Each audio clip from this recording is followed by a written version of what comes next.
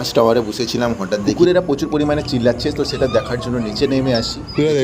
তুলে দেরি দাঁড়া, আয় আয় আয় আয়।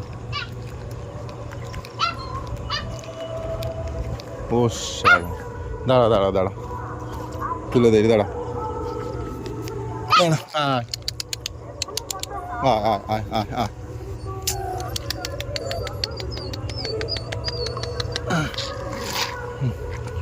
চল লে চল,